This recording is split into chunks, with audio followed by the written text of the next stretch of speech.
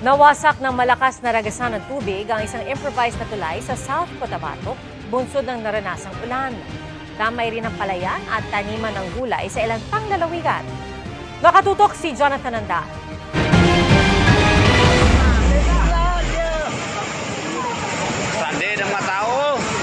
Hindi makatawid ang mga tao sa improvised na tulay na yan sa Lake Cebu, South Cotabato dahil sa malakas na hampas ng tubig bunsod ng naranasang ulan. Hanggang sa tuluyang winasak ng tubig ang tulay. Panawagan ng mga residente na malagyan ng maliit na tulay sa kanilang lugar. Nabura naman ng baha ang kalsadang ito sa Northern Kabuntalan, Maguindanao del Norte. Ayon sa isa sa mga residente, umapaw ang mga sapa at ilog kasunod ng ilang araw na pag-ulan. Inakyat ng mga residente ang kanilang mga gamit dahil pinasok na ng tubig ang kanilang mga bahay. Mistulang ilog naman ang malaking bahagi ng Barangay Caridad sa Lambayong, Sultan Kudarat na lubog din sa baha ang mga palayan at taniman ng gulay. Sa Kasiguran, Aurora, nabasag ng malakas na ulan ang mga nakabilad na palay na katumbas ng mahigit 100 sako. Ayon sa Pag-asa, ang malakas na ulan sa ilang lugar sa bansa ay dahil sa localized thunderstorms. Isa rin yan sa mga epekto ng easterlies na patuloy na umiiral sa bansa. Jonathan Andal, Nakatutok, 24 Oras. Itinanggi ng hepe ng Pasay City Police na may ineskortan silang mga personalidad sa Senado.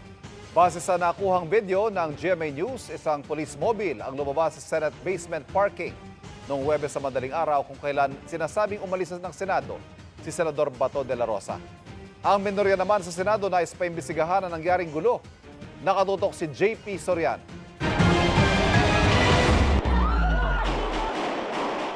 Kasunod ng putukan sa Senado noong Miyerkules, naghain si Senador Bam Aquino ng resolusyon para alamin ang punot dulo ng pangyayari, kung may hindi nasunod sa protokol at kung nagkaroon ba ng miscommunication.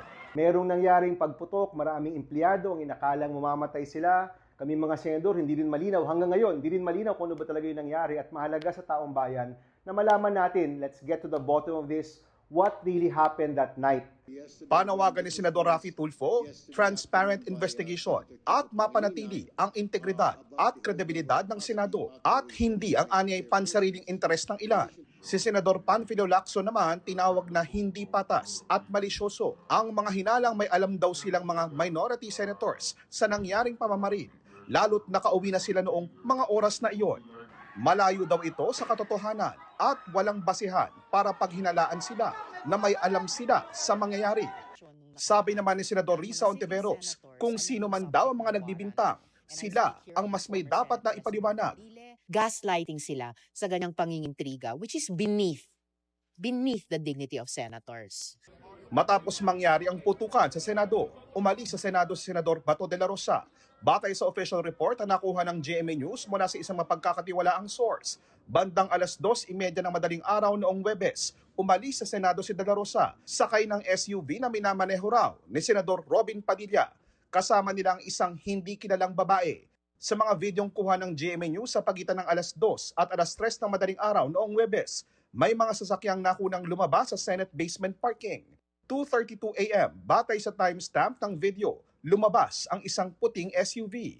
2:35 a.m. nag-time out si Padilla, batay sa Senate logbook. Bandang 3:03 a.m. lumabas ang puting sasakyan ng pulis na may tatak na PNP. Sa isang pahayag kanina, kinumpirma ni Pasay Police Chief Police Colonel Joselito De Sesto na sakay siya ng puting police mobile.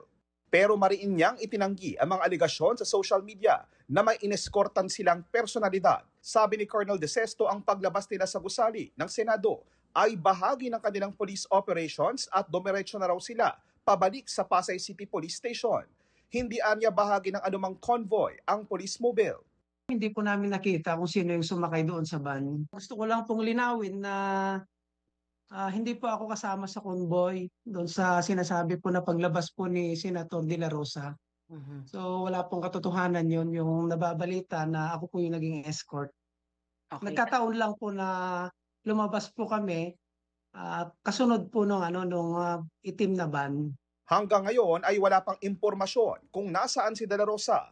Hindi pa rin tumutugon si Padilla sa aming mga tawag. JP Soriano, Nakatutok, 24 Oras.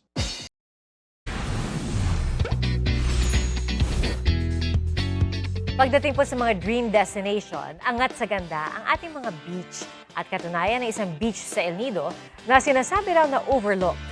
Number 1 sa isang top 50 list sa daigdig. Kung saan po yan, alamin sa pagtutok ni Jonathan Andal. Puti at pinong buhangin na hinahaplos ng bughaw na dagat na paliligiran ng mga nagtataasang limestone cliff at mayabong na mga halaman at puno. Beach, please? Kaya di katakataka na pati buong mundo natulala sa ganda ng Entalula Beach sa El Nido, Palawan.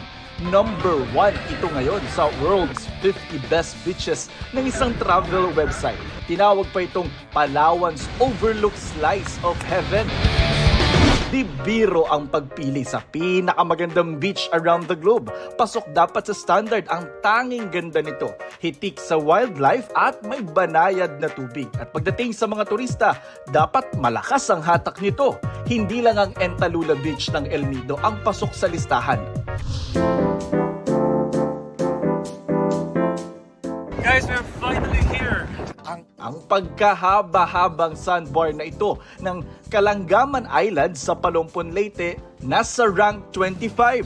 Litaw na litaw sa gitna ng asul na dagat ang puting baybayin na may habang 753 meters. Perfect spot to relax lalo't walang naninirahan dito. Sa Ilocos Norte, bagamat wala sa listahan, di rin may kakailang world-class ang ganda ng Badok Island. Mula sa Barangay Pagsanahan, 15 to 20 minutes lang ang boat ride para marating ang isla. Mabighani sa malakristal na linaw ng tubig at samot-saring natural rock formations. Mula sa Himpapawid, tanaw rin ang malawak na coral reef sa paligid nito.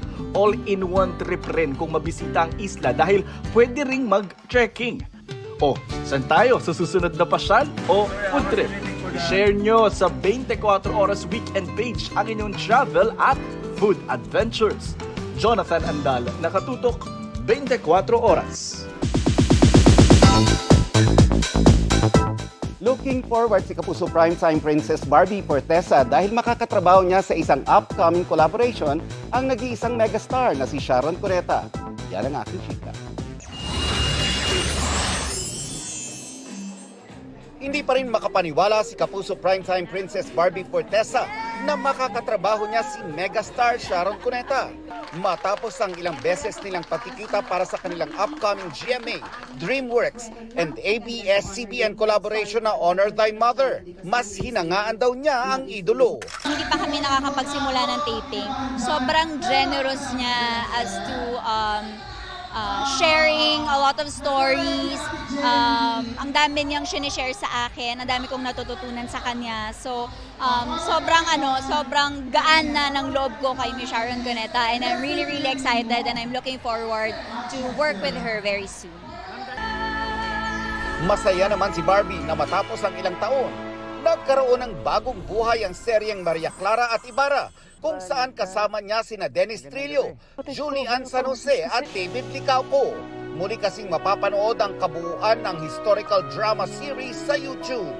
And I'm so happy kasi until now may mga students, professors na lumalapit sa akin saying na ginagamit nila yun sa lectures nila, sa lessons nila. So napakalaking impact ng Maria Clara at Ibarra, and so napakalaking bagay na it's very much accessible now on YouTube sa GMA Network.